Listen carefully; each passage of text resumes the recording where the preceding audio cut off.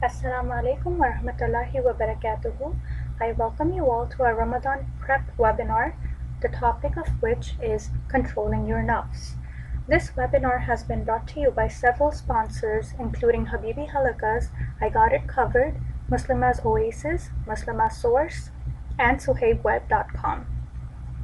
Prophet Muhammad ﷺ said, "And the gates of heaven will be open in this month, and the gates of hell will be closed, and the devils will be chained." Then why is it that we sin during the month of Ramadan when the devils are chained?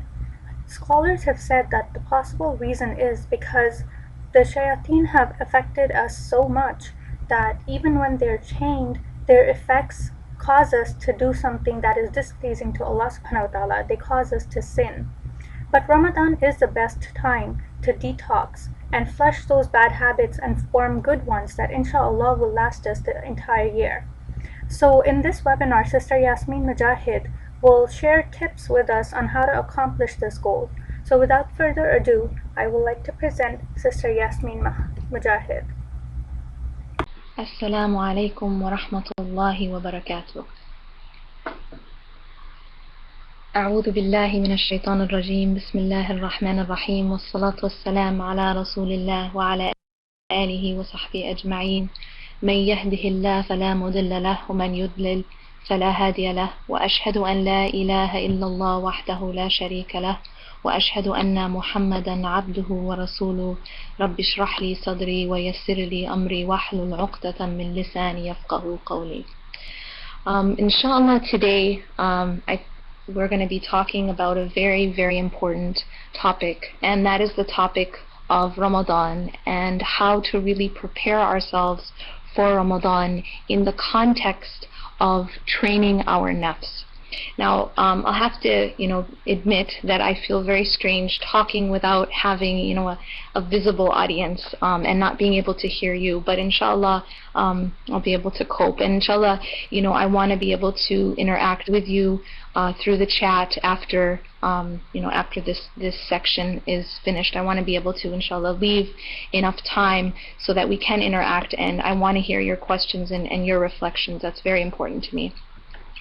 So to begin the topic of training the nafs and the topic of how we should enter Ramadan, we have to really start from the beginning. And the beginning really goes back to the essential question of what is our purpose? What is our purpose of existence?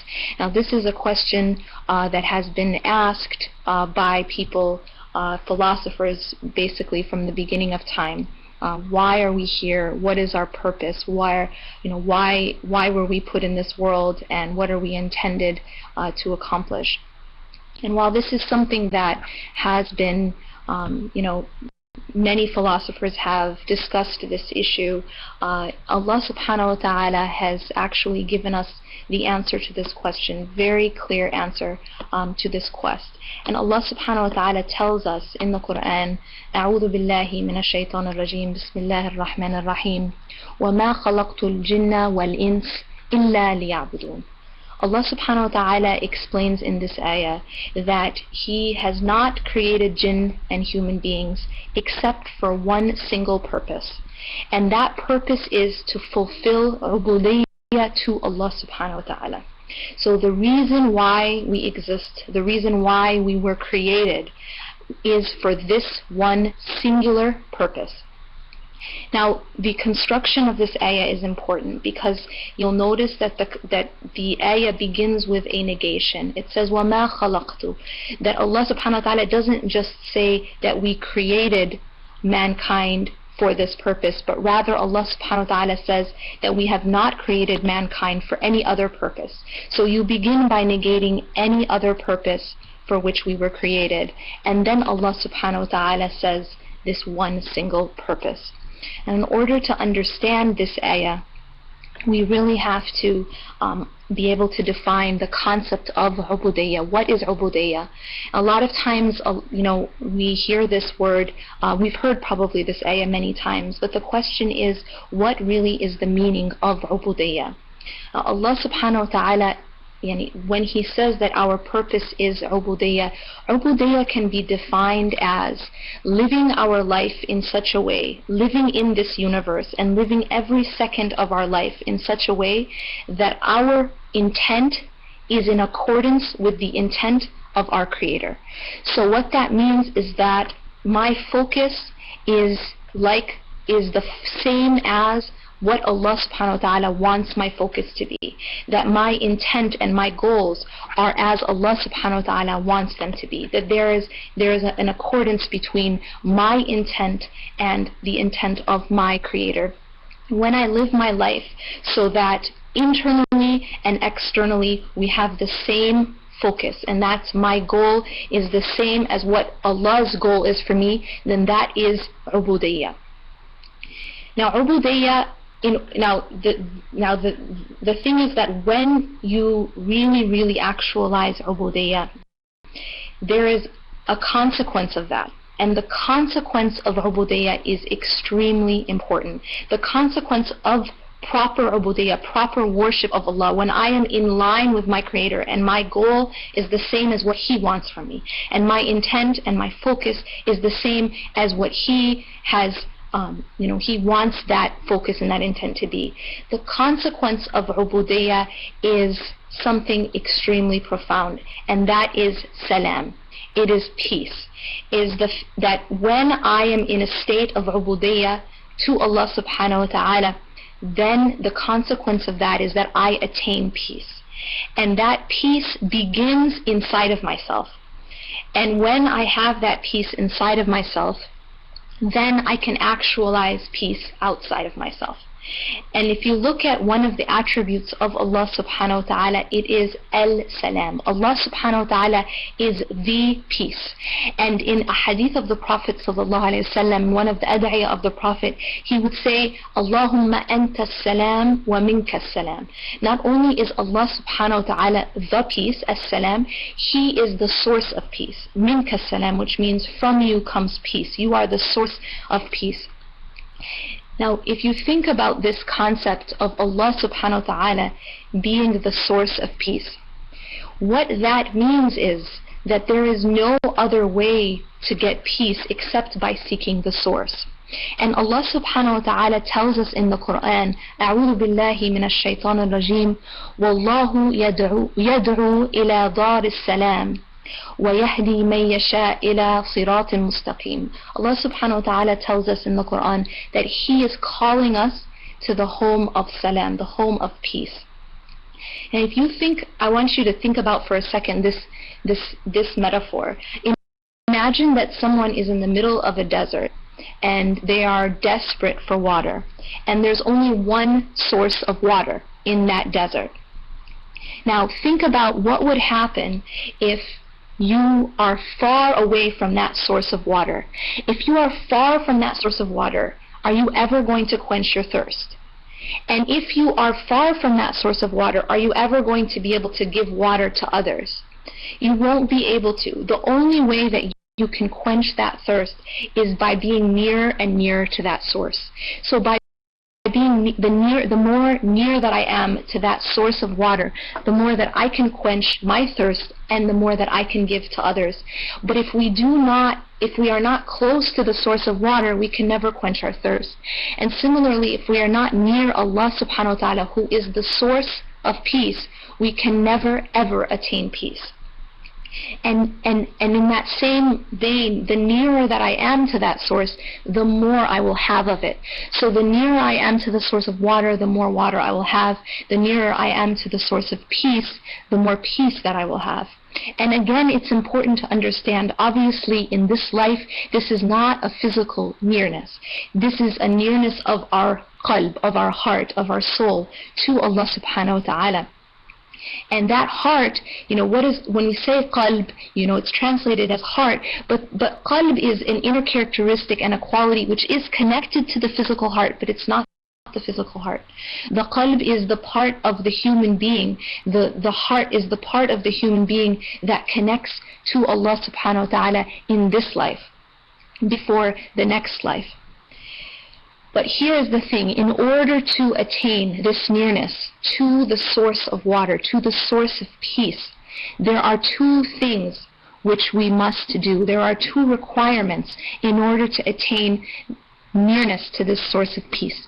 And Allah subhanahu wa ta'ala tells us about those in the following ayah. Allah subhanahu wa ta'ala says, أعوذ بالله من الشيطان الرجيم هو الذي بعث في الأميين رسولا منهم يتلو عليهم آياته ويزكيهم ويعلمهم الكتاب والحكمة وإن كانوا من قبل لفي ضلال مبين. Allah subhanahu wa ta'ala here is saying that Allah has sent, it is He who has sent among the unlettered an apostle from among themselves. So he's saying that He has sent the Prophet ﷺ for a certain purpose. And what that purpose was to rehearse on them His signs and لِيُزَكِّيهِمْ, in order to purify them and to instruct them in scripture and in manifest wisdom. Now, if you notice here, there are two components mentioned in this ayah. And those two components are, first, knowledge. Allah subhanahu wa ta'ala says that He sent the messenger. He sent the messenger in order to give them knowledge and in order to purify them. And that before this, and in order to give them that wisdom, and that before that they were in manifest error. And so the two components in order to be able to attain the peace of Allah subhanahu wa ta'ala, in order to attain that source of peace, is knowledge, and the second one is purification. Purification of the inner self. So if we're going to begin to undertake this journey to the nearness to this source of peace, we have to undergo this process of tazkiyah. And in fact, if you look at even the word sharia literally means the trodden path to the source of water. So Allah subhanahu wa ta'ala is giving us sharia, which literally means it's a path to water. Allah subhanahu wa ta'ala is giving us sharia in order to reach that source of water and that source of peace, which is Allah subhanahu wa ta'ala. So then the question is, where does Siyam fit in? Where does fasting fit in? Where does Ramadan fit in? Now I'm going to pause for a second in order to be able to, those of you who are taking notes can take down some of the the definitions that I did give in some of the ayat. The ayah that I had quoted regarding where Allah subhanahu wa ta'ala calls to the home of peace is chapter 10 verse 25. And this is the ayah where Allah subhanahu wa ta'ala says that He is calling us to the home of peace, whereas there are many other calls in our life and in the dunya which are calling us to everything other than the home of peace. And Allah subhanahu wa ta'ala is calling to that state, to that place. Next is the ayah that I quoted regarding the fact that Allah subhanahu wa ta'ala sent His messenger in order to give us knowledge and in order to purify us. That these are two requirements for this path to the source of peace, which is Allah subhanahu wa ta'ala. And that's chapter 62 verse 2.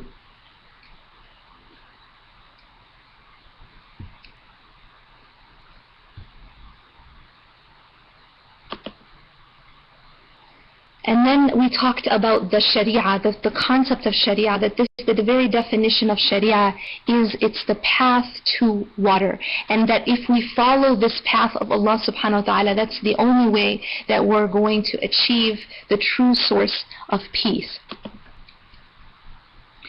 Now, this brings us to the idea of what does all of this have to do with fasting? What does all of this have to do with Ramadan? Well, Allah subhanahu wa ta'ala gives us Ramadan in order to aid us in this process. Now the way in which this happens is that we know that we have basically two things or two entities which prevent us from seeking Allah subhanahu wa ta'ala. There's basically two blocks that keep us from being good, from seeking that path to the source of peace and the source of water. And what are those two things? Those two things are shaitan, which we know is our external enemy, and he is the source of this outer whispering that happens in our mind and in our heart. But there's a second aspect, there's a second block that keeps us from the path to Allah subhanahu wa ta'ala, and that is the nafs. And that's what we're going to talk about inshallah today. The nafs is the inner inclinations. That's my own self. It's my inner inclination to do bad. Yeah, all of us, subhanAllah, we want to seek Allah subhanahu wa ta'ala if we're believers, and the reason why we're on this call is because we want to seek Allah subhanahu wa ta'ala, but yet we're human beings, and we have ailments, we have inner ailments. Sometimes we get angry, sometimes we feel hatred, we feel selfishness, arrogance, prejudice, fear. These are all inner ailments which prevent me from attaining that peace by being near to the source of peace. And so in order to seek and in order to reach that source of peace, I have to clean myself of those inner ailments. And that is the process of tazkiyatun nafs. That's the process of training and purifying the self. Now Allah subhanahu wa ta'ala says that when Ramadan begins, Allah subhanahu wa ta'ala, the Prophet ﷺ, this is a hadith of the Prophet, and it's narrated by Bukhari. The Prophet ﷺ says that when the month of Ramadan begins, the gates of the paradise are opened, and the gates of hellfire are closed, and the shayateen, the devils, are chained. So this makes us kind of stop and reflect. Now, a lot of times we think, okay, we hear this hadith since we're young, and so we think, okay, we're going to go into Ramadan and we're going to become angels, right? Because now that shaitan is chained up, we should all be able to be angels. But what we find is that we're still not angels, right? Ramadan comes and we're still making mistakes, we're still sinning, we're still falling into error. And so then the question is why? Why is it that we continue to do that? Well, if you think about when you're in school and you're trying to figure out, if you're doing an experiment and you're trying to narrow down the cause of something, in order to narrow down what is the cause of a particular event, you have to eliminate other possible causes in order to see if it will still affect the event. Well, in this case, when Ramadan comes, Allah subhanahu wa ta'ala is removing the other factor, which is shaitan. So anything that I do in Ramadan, I now know it's not from shaitan. I can't blame shaitan, because now shaitan is chained up. Now I can only blame my own nafs. So Ramadan is a time when we really learn about the nafs. Ramadan is a time when I have to face my nafs, because it's just me and my nafs. Shaitan is not involved anymore. And so Ramadan is a time when I encounter my nafs. And if I do wrong, there is no one else to blame. This is something, if there's anything I want, inshallah, us to take away from this talk, it's this, that true freedom. We live in a society where they teach you that freedom is freedom of the self. But this is actually absolutely untrue. It's the opposite. True freedom is freedom from the self, not freedom of the self. And if there's anything you write down, I want you to write this down, that the true freedom of the human being is when they are free from their self, from their nafs, rather than having freedom of the self or of the nafs. To be truly liberated is to be free from the chains of my own self. That is true freedom. And freedom of the self is actually the opposite. Because when my nafs is free and my nafs is in control of me, then I'm actually a slave. I'm not free at all. So when people say things like, the idea of, a lot of times you hear this phrase of people say, follow your heart. But a lot of times when people say follow your heart, they really mean follow your nafs. And the reason for that is that sometimes when the nafs becomes so strong, it takes over the heart. And now the nafs is in charge, the nafs is in control. And so, when you become, enslaved to your nafs, that's not freedom. That's actually slavery. And indulging the self does something else. It disengages you from the freedom of exalting in more knowledge and more nearness to Allah subhanahu wa ta'ala. Now, what does that still have to do with fasting? Well, I want you guys to think for a second, if we are so busy in the, in loving to eat, and that's what we do most of the time. What happens when our focus is on the physical pleasure, and when I say physical pleasure, that includes, the physical appetite, basically, right? That when my focus is on the physical appetite of feeding my physical body, then that means that my focus is not on the spiritual aspect, the heart and the soul, because all I'm thinking about is what am I going to eat, what am I going to drink, what am I going to cook, and what I do is I'm seeking, and subhanAllah, I think probably at some point or at some level, a lot of us can relate to, when you're just feeling really stressed out or you're feeling really sad, sometimes we'll go to food, right? We'll seek comfort in food. And I mean, there's that whole, stereotype of like chocolate ice cream and us women and stuff like that. But the idea here is that there is some truth to this concept, that we do seek to fill some sort of void in ourselves through food.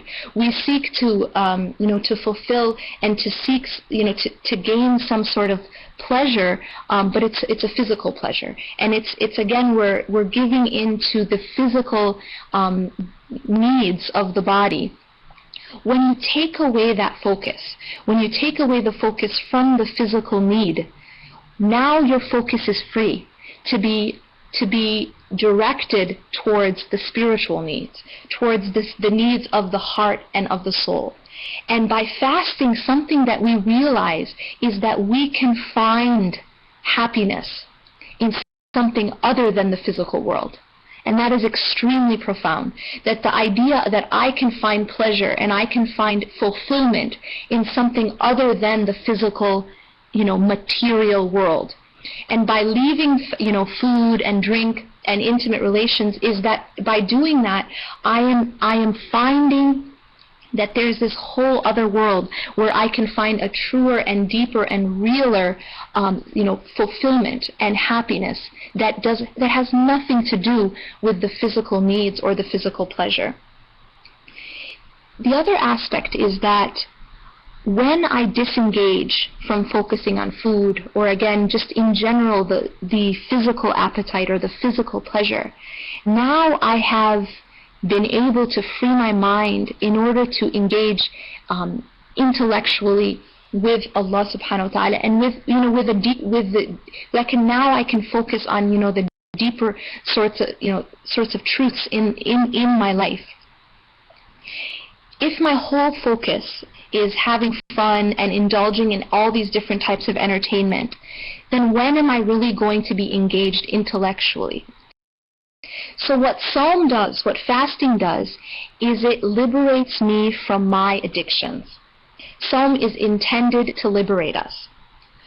Allah disengages us from our addiction to food and drink so that we can realize that life is beyond the physical needs. There is joy and pleasure and happiness that is not physical and it's not materialistic. So that I don't think that the physical nourishment is the means to pleasure and happiness.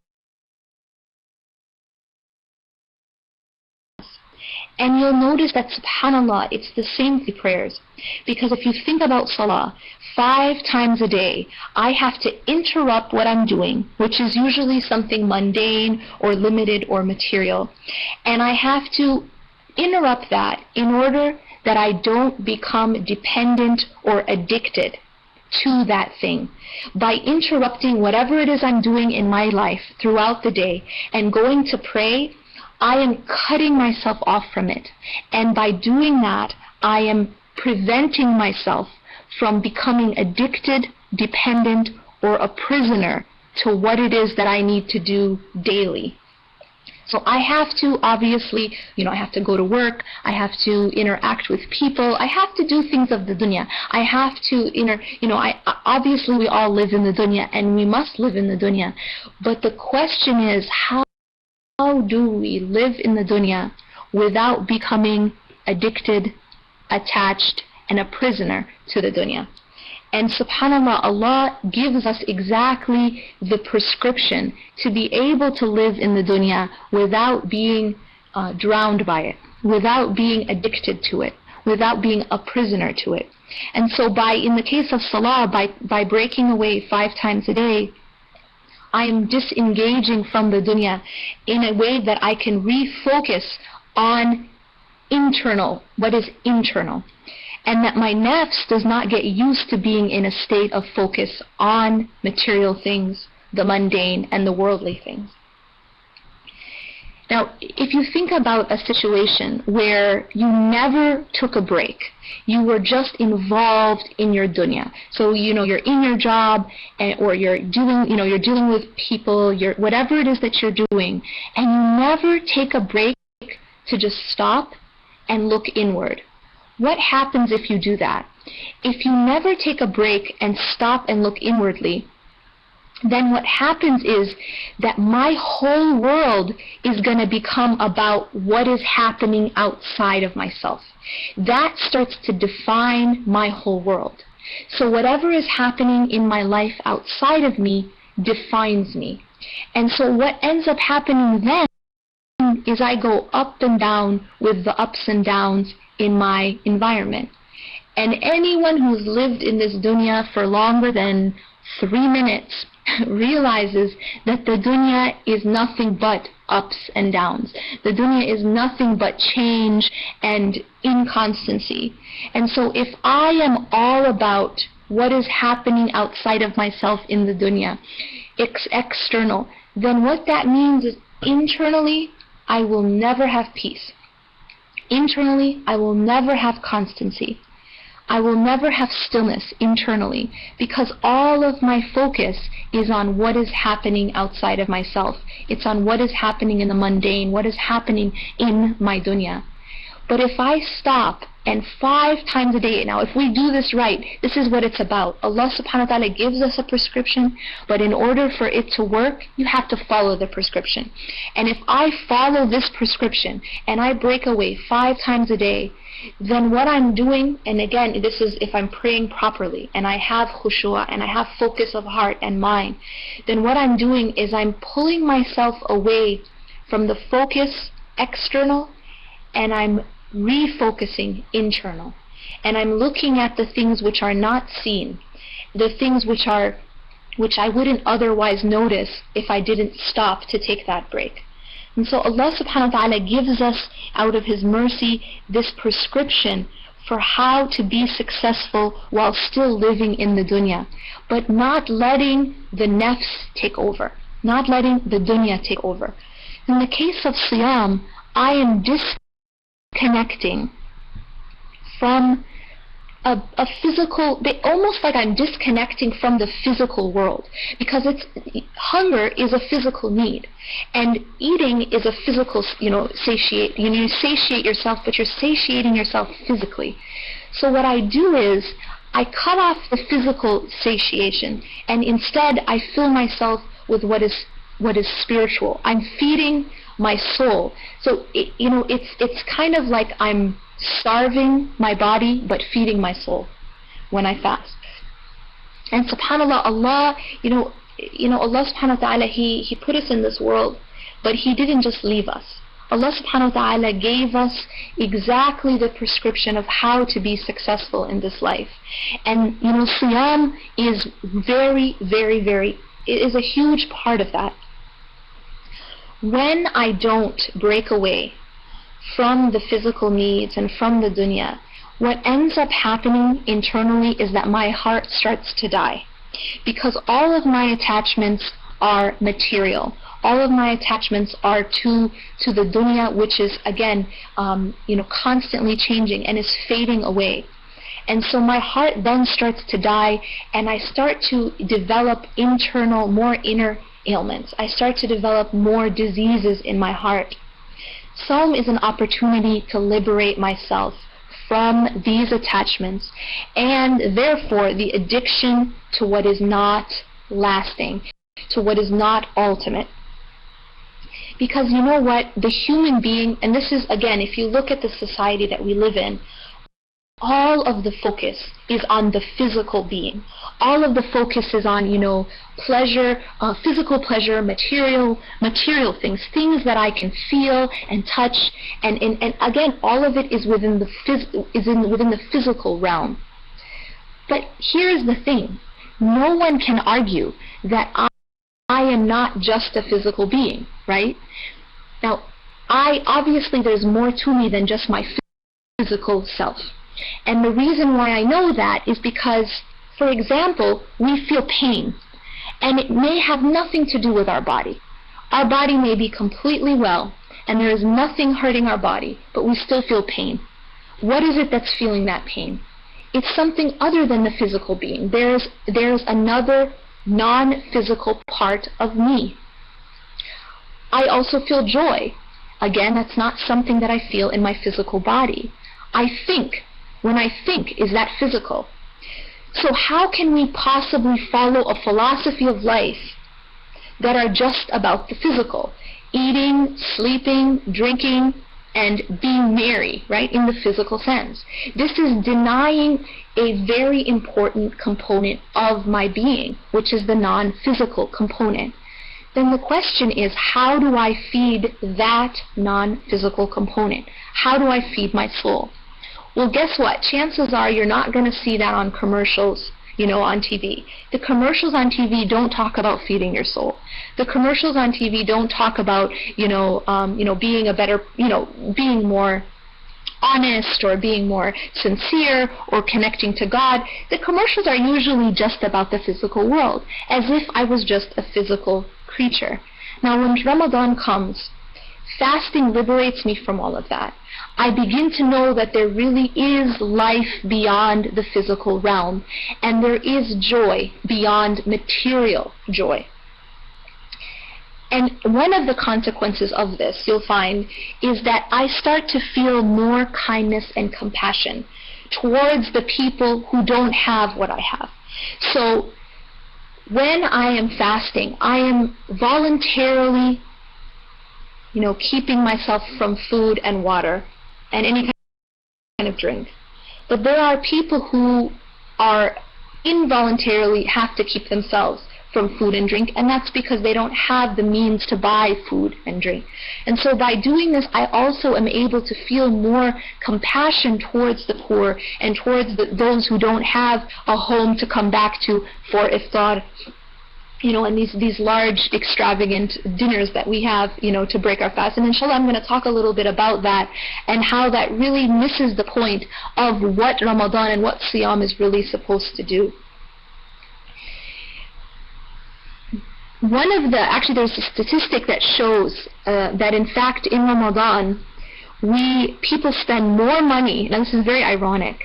In Ramadan, people actually spend more money on food and desserts than they do outside of Ramadan. So Ramadan came in order to take the focus off of food and put the focus on the non-physical world. And yet a lot of us Muslims, what we do is we do the opposite. We actually put more focus on what we're eating. We just kind of wait till iftar to do it, right? So you'll find that there is such an emphasis on this idea of having extravagant iftars and what are we going to eat, and we put so much money and thought into having very fancy food and desserts and everything like that. But this completely misses the point. The whole point of Ramadan is not just for us to be hungry and thirsty. The whole point of Siyam is to show the nafs, to show the individual that there is more to life than the physical world. There is more to life than the material pleasure and the material joy. That there is a deeper and realer joy and a deeper and realer fulfillment than just eating, sleeping, and drinking. So subhanAllah, we really, we have to have the correct focus of why it is that Allah subhanahu wa ta'ala told us to fast. And when Allah subhanahu wa ta'ala talks about fasting in the Quran, He gives inshallah I'll get to that, but he gives a reason why fasting was prescribed. And when we, again, indulge, so what we do, we fast all day and then we indulge in food at the end of the day. The reason why this misses the point is because when we, practically speaking, when we eat so much at the end of the day, now what happens is, and we've all experienced this, I'm sure, at some point or another, we feel like so, almost, just drowsy, right? Our mind is almost asleep. And when we go to salah, inshallah we go to salah after we break our fast, we feel almost just unable to focus in salah. We feel like the mind is bored, the mind is sluggish. And what we've done now is, because we have eaten so much, our mind becomes clouded, we're extremely tired. And this goes against the sunnah of the Prophet ﷺ, who he used to break his fast with, and his sunnah is to break his fast with dates and or water, and then go to salah, and then have break his fast on something small, pray maghrib, and then come back and eat. But filling the stomach, what that does is it numbs the mind. And I think that, subhanAllah, this is probably one of the reasons why when someone is feeling depressed or feeling down or feeling anxious, they do seek food. Because, subhanAllah, there's something about food that when you go to food and you fill yourself, there's a sort of numbness that happens. I don't have to now feel anymore. It's sort of it's a sort of an anesthesia, so that I don't have to really face what it is that's bothering me, or I don't have to really feel it. And so this is really something that food can do when you overindulge in it. So keeping in mind that the focus of Ramadan is not what we're going to eat for iftar. The focus is not how fancy it is, or how many different dishes we're going to serve or eat. The focus is exactly the opposite. Now, I want to talk about the idea, what Allah subhanahu wa ta'ala says about fasting in the Quran. Allah subhanahu wa ta'ala says, أعوذ بالله من الشيطان الرجيم, in Surah Al-Baqarah, يا أيها الذين آمنوا كتب عليكم الصيام كما كتب على الذين من قبلكم لعلكم تتقون. Allah subhanahu wa ta'ala says that fasting was prescribed for you, as it was prescribed for those who came before you, for a very particular reason, and that is so that we may attain taqwa. So the purpose of fasting is for me to attain taqwa. The question is, what is taqwa? Now, taqwa derives from the Arabic word waqa, waqi, which literally means to protect or to shield. And it also comes from the word ittaqa, which means to protect oneself. So taqwa is a noun derived from this meaning, and what it means is to shield or protect oneself. The question is, what are we shielding and protecting ourselves from through siyam? Well, we're protecting ourselves from a lot of things. First and foremost, we're protecting and shielding ourselves from the displeasure and the wrath of Allah subhanahu wa ta'ala. We're protecting ourselves from the distance from Allah subhanahu wa ta'ala. We're also protecting ourselves from excessively indulging the nafs. And we're protecting ourselves from shaitan. So Psalm is almost like a shield. Psalm is an invisible shield around me. And when I'm fasting, now I'm focused on the spiritual, and when you fast, now what you have done is it focuses you on your spiritual and moral energies instead of your physical energies. And as a result of that, now I am building my spiritual and moral strength in order to be able to take my nafs, in order to be able to oppose and train my nafs. So, just to summarize, by fasting and by shielding myself from the displeasure of Allah subhanahu wa ta'ala and from what the nafs wants, right? Because part of what the nafs wants is the physical, the physical satiation, which includes food. By doing that, I'm strengthening my spiritual and moral strength. And you know what, it's really interesting, because you can have a heavyweight champion. He could be the heavyweight champion of the world, but this person is unable to fight their own nafs. So they have all this physical strength, but they have no inner strength. So what fasting does is it gives you that inner moral and spiritual strength, so that you have the ability to fight your nafs. And it makes your path to doing good easier for you. And everyone probably has experienced this, that when you're fasting, you feel that it's easier to do more ibadah, right? It's easier to, be strict with your salah. It's easier to read more Quran. It's easier to go to the masjid. Fasting, when you're fasting, when you're starving, in a sense, your body, you are feeding your soul. That's what I want you to remember. You starve the body in order to feed the soul. You disengage. You disengage your focus from the physical world in order to focus and engage your focus on the inner spiritual world. Now, the other aspect about Ramadan, which is extremely important, is that Ramadan is about mercy. Allah subhanahu wa ta'ala says that during Ramadan, Allah's mercy always encompasses everything, right? Allah subhanahu wa ta'ala says, Rahmati wasi'at kulli shay, that my mercy encompasses every single thing. And yet there are certain times that Allah subhanahu wa ta'ala is nearer to us than other times. And for example, one of those times is in sajda. Allah subhanahu wa ta'ala has made it such that when we are in sajda, in that physical position, in time and space, that we're actually closer to Allah subhanahu wa ta'ala. Similarly, when we are near to the Kaaba, when we're close to the Kaaba, Allah subhanahu wa ta'ala has made it so that we are even nearer to Him in that physical space.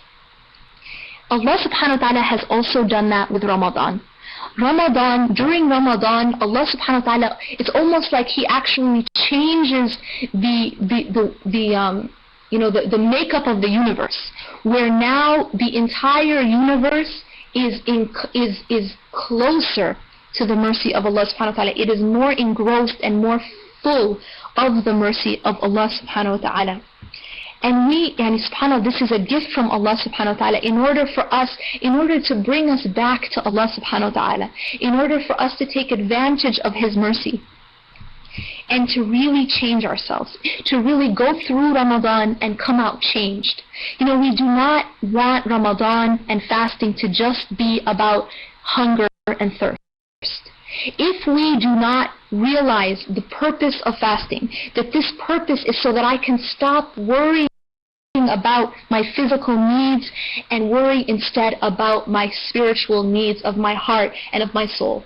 And that number one need, there is only one thing that feeds the heart, and that is Allah subhanahu wa ta'ala. There is nothing else that's going to feed your heart. And so when I am able to empty out all the other focus, now I can focus on what really is going to feed me. And this is what Sawm, and this is what fasting, and this is what Ramadan is all about.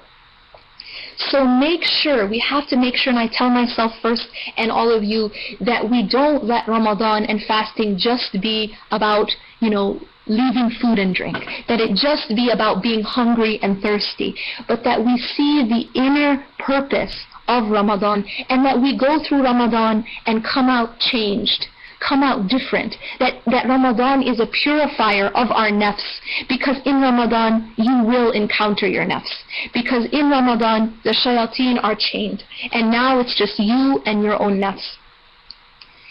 During Ramadan, this rahmah of Allah subhanahu wa ta'ala is optimized. There's that change in the universe. The rahmah is so close to us. And Allah subhanahu wa ta'ala, He is the owner of mercy.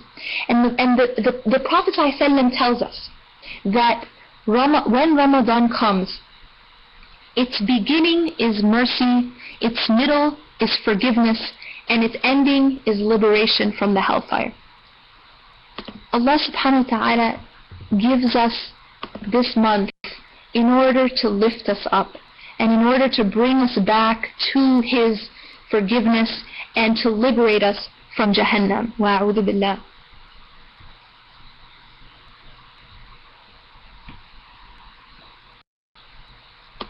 So what I want, inshallah, all of us to leave with is, first of all, an intention, a deep intention, because the Prophet ﷺ says, إِنَّمَا الْأَعْمَالُ بِالنِّيَّاتِ, that everything is by your intention, and that everybody will have what they intended.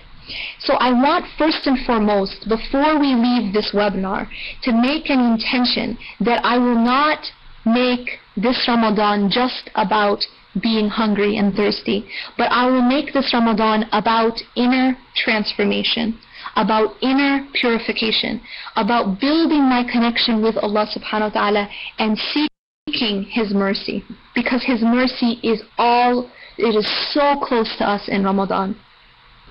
And the Prophet ﷺ tells us that whoever fasts during Ramadan out of sincere faith and hoping to attain Allah's reward, then all of his sins will be forgiven.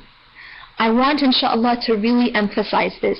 You and I have an opportunity to have all of our sins forgiven. Imagine that. We have this opportunity, but what we really need to do is to realize why we're fasting. Go into Ramadan with the proper focus and the proper intention, and ask Allah subhanahu wa ta'ala to make it easy on us and to, allow us to come out of Ramadan completely, inshallah, purified and changed, inshallah. And the way that you're really going to know that Ramadan did its purpose is the fact that after it's over, you're still changed. See, if we go into Ramadan and we change things about ourselves, and as soon as Ramadan is over, we go back to the way we were before, then we really haven't changed. We haven't actually, Ramadan did not fulfill its purpose, because Ramadan came to purify us and to change us and to elevate us, and that change, it has to be lasting. And so what we want to do is take Ramadan as a fuel in order to bring us nearer to Allah subhanahu wa ta'ala, but to carry that on after Ramadan is over. And any habits that we pick up in Ramadan, let's inshallah make the intention to continue those habits even after Ramadan is over. And we hope, inshallah, that Ramadan allows us to rise above ourselves, to rise above our nafs, to free ourselves from our nafs, and inshallah to find the only path to peace. أقول قولي هذا واستغفر الله لي ولكم إنه غفور رحيم. سبحانك الله وبحمدك نشهد أن لا إله إلا أنت نستغفرك ونتوب إليك. والعصر إن الإنسان لفي خسر إلا الذين آمنوا وعملوا الصالحات وتواصوا بالحق وتواصوا بالصبر. While I'm waiting for questions and reflections, inshallah, to come in, I do want to give some more, another piece of advice, which is that one thing that we should really, one practical tip that's really going to help us be able to fulfill the purpose of Ramadan is qiyam. Now, qiyam is the salah that is right before Fajr. Now, when I talked earlier about the nearness to Allah subhanahu wa ta'ala, one of the times when we are nearest to Allah subhanahu wa ta'ala is in this time. Allah subhanahu wa ta'ala tells us that during this time, Allah subhanahu wa ta'ala descends to the nearest heaven, to the lowest heaven, in the time just before Fajr. And He asks of us, who is calling on me so I can answer their call? Who is seeking my forgiveness so I can forgive them? So if we really want to benefit from Ramadan, we should be very careful not to lose this opportunity to pray at this very blessed time, and to ask Allah subhanahu wa ta'ala during that time, to make tawbah, to go back to Allah subhanahu wa ta'ala, ask Him for His forgiveness, and make dua, because this is the time of dua, and this is the time to connect to Allah subhanahu wa ta'ala. Okay, so we were talking about how do we keep from getting, involved and busy in the chores, iftar, suhoor, taking care of the kids, and losing our focus. This is extremely important because we want, we get the reward, obviously, of the fasting person when we invite and we feed fasting people. This is highly encouraged in Islam.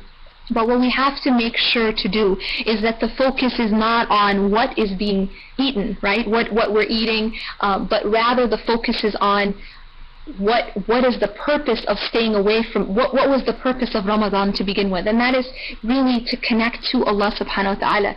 So I would say we have to be very conscious of keeping that balance, especially as women, keeping that balance of taking care of our responsibilities at home, cooking, taking care of the suhoor, taking care of the iftar, because Allah subhanahu wa ta'ala will reward us for those things. But at the same time, not losing focus on the internal work that we need to do. If we lose focus on our internal work, we die inside, and our hearts become disconnected from the source of water. And what happens when you disconnect from the source of water in the middle of a desert is you become dehydrated. The heart cannot handle disconnecting from the source of its water, which is Allah subhanahu wa ta'ala. So make sure that you're doing both. Make sure that you're nourishing that inner need for Allah subhanahu wa ta'ala, at the same time taking care of your external obligations. The next question is, what advice do you give to brothers and sisters who will be working and studying during Ramadan? How can we keep our nafs strong and not get too distracted at the task at hand, inshallah? Such a beautiful question, and it gets right to the heart of what we were talking about, which is how Allah subhanahu wa ta'ala gives us the tools to be in this dunya without being addicted or imprisoned by the dunya.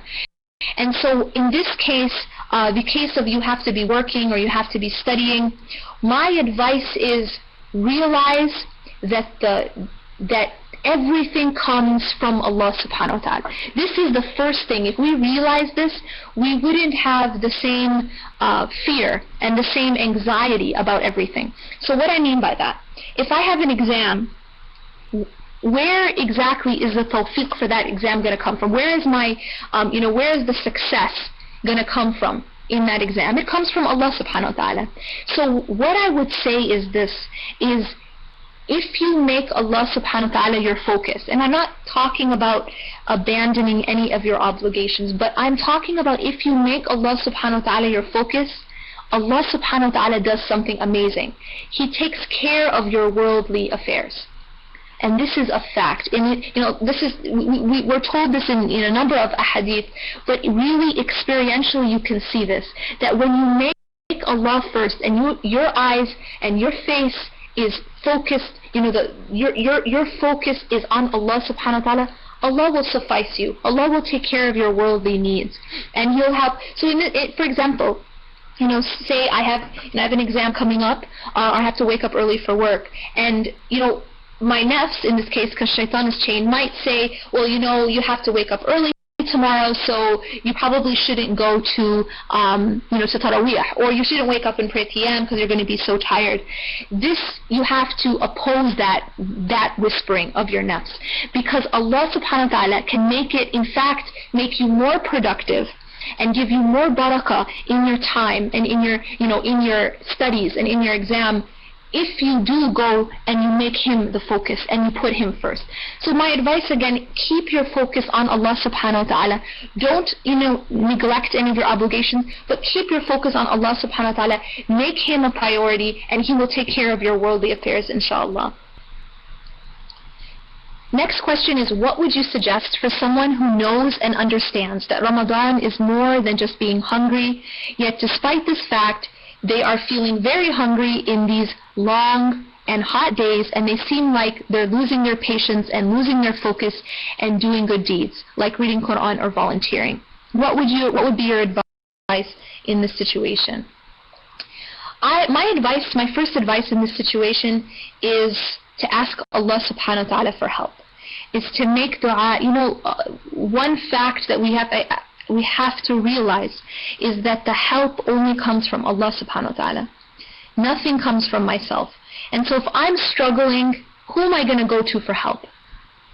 I have to go to Allah subhanahu wa ta'ala. And if I go to Allah and tell Allah subhanahu wa ta'ala, I'm struggling, I'm having trouble, I'm falling, I'm failing. This is part of being human. We have to understand that we are human beings, we're not angels, and Allah subhanahu wa ta'ala does not expect us to be angels, because He gave us obviously the ability to have free will.